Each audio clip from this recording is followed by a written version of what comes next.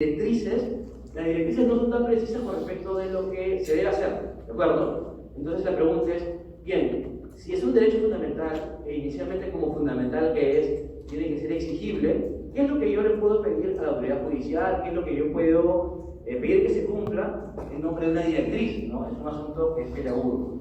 Y lo que les comento es que se han dado respuestas a este asunto, ¿no? Una primera respuesta tiene que ver con las obligaciones mínimas esenciales, ¿no? Que es una respuesta que surge del ámbito supranacional, básicamente de los comités de derechos humanos, por ejemplo, que tiene que ver con lo mínimo que tiene que hacer un Estado para cumplir con el derecho humano social. Cuando uno, lo vamos a ver también la próxima semana, ¿no? Pero uno encuentra que hay observaciones generales con respecto de cada derecho social, observaciones generales con respecto de salud, con respecto de educación, con respecto de alimentación, lo que fuera. Hay. Y eso plantea un umbral mínimo. Si el Estado incumple con eso que debería cumplir en materia de responsabilidad supranacional, incurre en una vulneración, incurre en responsabilidad y por tanto es una forma objetiva de poder determinar que está adherido un derecho social fundamental. Esto, que como les comentaba, está en el ámbito supranacional, ha sido incorporado también en la jurisprudencia del Perú, ¿no? Con este estándar del umbral de protección, ¿no?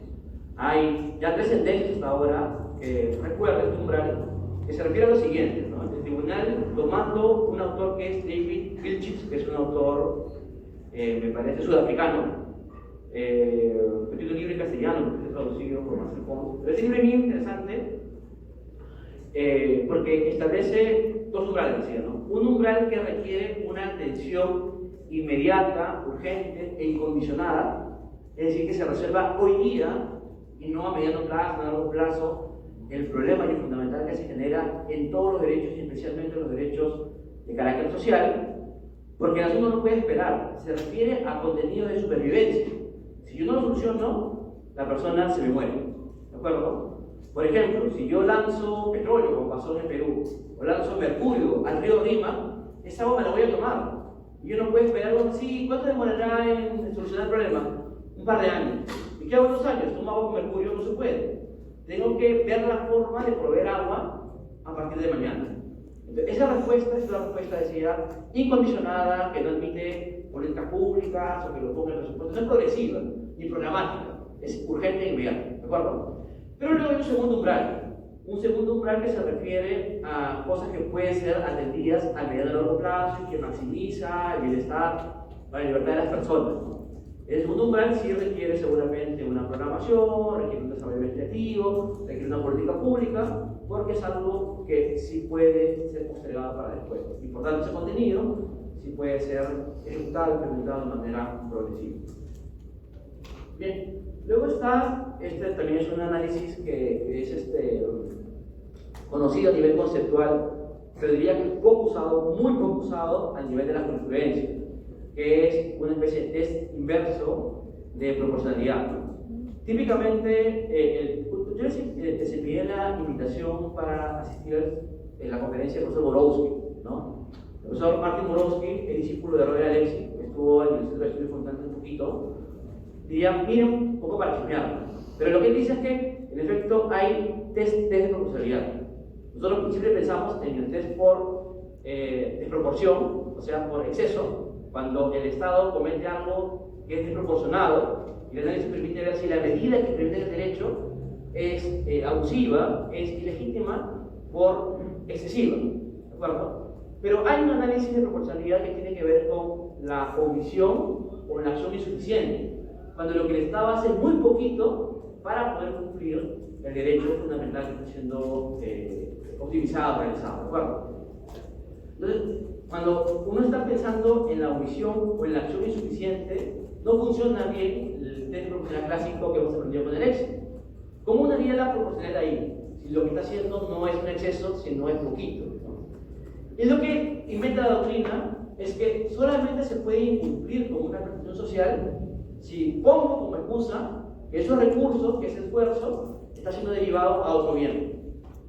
Y lo que hago es poner entre esos 2 bienes el sacrificio, porque doy poco para este bien, se justifica por el grado de realización que este otro bien, que tiene mis recursos y mis esfuerzos, está logrando, ¿de acuerdo? Entonces estoy creando una ponderación atípica, ¿de acuerdo? En la que yo no evalúo el exceso, sino, y lo que tengo que hacer es una ponderación también, ¿no? O sea, nadie hace eso, porque lo que ocurre típicamente no es que el Estado diga, bueno, yo no estoy protegiendo de manera tan intensa como debería la salud o la educación, porque estoy dedicando a otra cosa. No pasa eso. Ojalá pasara, ¿no? No puedo atender salud porque estoy en educación. No pasa, no tiene ninguno. Y por tanto, el análisis a nivel conceptual funciona, pero no es algo que se vea habitualmente en la jurisprudencia de los tribunales del mundo, y tampoco obviamente en el peruano. Y para terminar, ya la siguiente semana voy a poner un poco el desarrollo de esto último, sobre todo, porque ya el tiempo es corto y se me viene el profesor y me paso de la hora.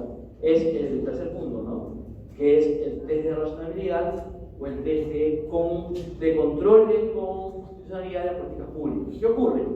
Yo les comentaba que en efecto, como los derechos fundamentales son directrices, una directriz que tiene un supuesto práctico abierto y una solución jurídica también abierta, un fin que alcanzar abierto, permite que el órgano político tenga un abanico de posibilidades de realización del derecho fundamental, no una, ¿no?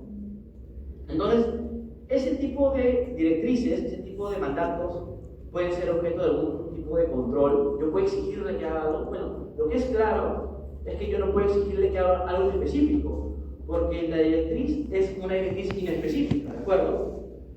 Ha ocurrido en el tiempo que las cortes constitucionales se remengaban los puños, veían que el Estado no hacía nada y le decían, ¿no? ¿Sabes qué? Tú estás incumpliendo y tienes que hacer esto, esto y esto.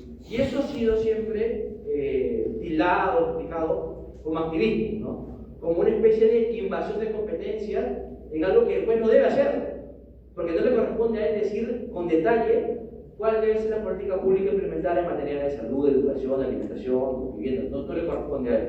Inicialmente es una competencia del poder público, ¿de acuerdo? Y además no tiene el juez un criterio técnico para poder saber cuántos recursos hay, en cuánto plazo se puede hacer, ¿no? Y, por ejemplo, en materia de hacinamiento penitenciario, todos seguramente hemos escuchado que el tribunal ha ordenado que se desciendan las cárceles.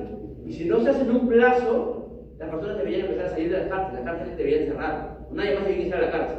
Es una medida extrema, pero es una medida que requiere una perspectiva técnica, que hago, una perspectiva presupuestaria, cuánto me va a costar si tengo esa plata, y una perspectiva también en cuánto tiempo lo puedo hacer. De nada vale que el tribunal diga, hazlo en 5 años, y de repente, técnicamente visto, la construcción de 10 penales va a demorar 20. ¿Cómo hago para ordenar algo así en el tribunal sin meter la pata? Es difícil. Entonces, lo que ha ocurrido en todas partes del mundo, en los tribunales que se hacen cargo de derechos sociales y que típicamente tenían sentencias activistas, es básicamente el pasar este tipo de examen de razonabilidad. Que vamos a ver con detalle después, pero en breve, lo que significa este test de razonabilidad es poder evaluar si es que el poder público ha hecho algo o no ha hecho nada. Y si ha hecho algo, ese algo, por ejemplo, una política pública, está presupuestado o no. Si hay indicadores para poder ver si se ha cumplido o no. No le dice qué hacer, lo que le dice es si ha hecho su parte. Es decir, en una política pública, presupuestar la política pública, implementar la política pública, hacer seguimiento de la política pública, evaluar la política pública, que haya participación de la ciudadanía en la implementación y el control de la política pública. Es básicamente un test que, sin imponerle un contenido al poder político, por lo menos de manera diferente, dejándole la pelota en su cancha, sí decirle que haga cosas, que haga lo que él tenga que hacer, que no deje de hacer, con su contenido, su ritmo, y que cumpla por lo menos los estándares mínimos que también se prevén, digamos, a nivel internacional. Eso básicamente. No digo, detalles lo veremos la siguiente semana y también veremos los derechos específicos en materia social. Lo dejo ahí y nos vemos el siguiente jueves. Gracias.